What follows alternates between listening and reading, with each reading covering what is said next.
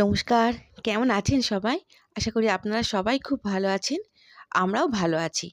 একটা বিরক্তিকর সকালের থেকে আমি আমার ব্লগটাকে শুরু করলাম। মমস তুলিস লাইফস্টাইল ব্লগে আপনাদের সবাইকে স্বাগত।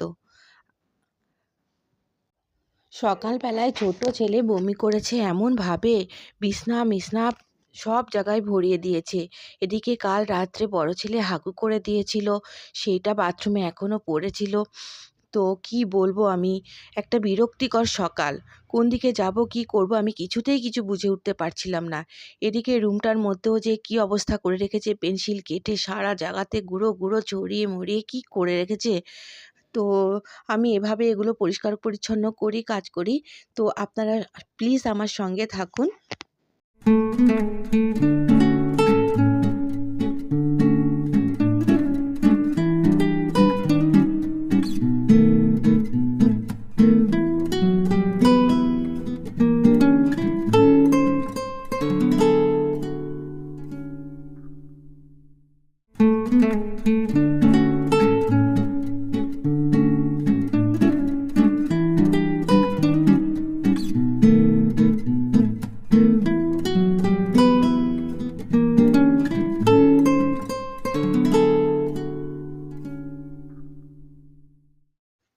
এই তো আমাদের মতো হোম মেকারদের তো মোটামুটি সব একই রকমের ডেলি রুটিন।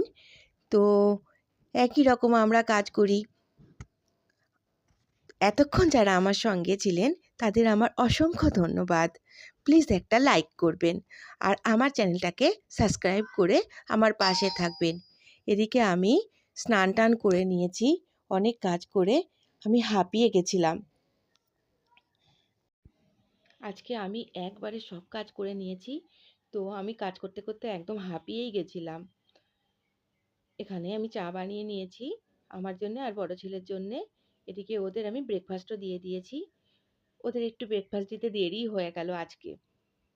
আমার জন্য ওটস বানিয়েছিলাম, ওদের জন্য ম্যাগি করে দিয়েছিলাম।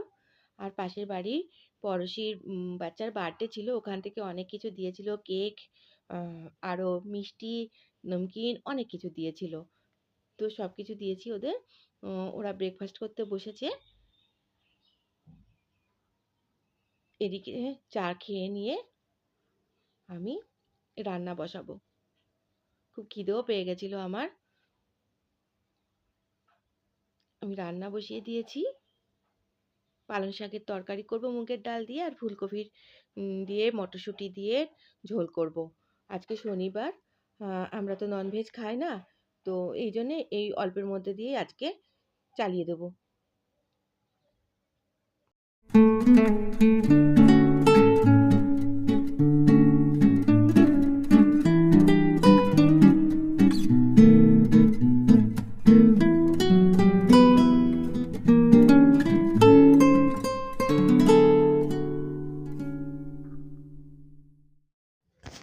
আলু ফুলকপি দিয়ে মটরশুঁটি দিয়ে তরকারি করেছি।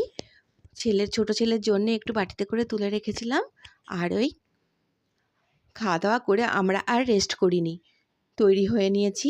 আমি একটু সাজুগুজু করে নিলাম, ও গাড়ি বের করলো, বসে পড়লো। একটা বিরক্তিকর সকাল থেকে আমি শুরু করেছিলাম।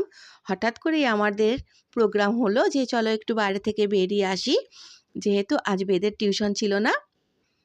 তো সুন্দর একটা বিকেলের মধ্যে দিয়ে আমি আমার ব্লগটা আজ এখানেই শেষ করছি। অন্য আর একদিন অন্য আর একটা ব্লগ নিয়ে আমি আপনাদের কাছে আবার চলে আসব।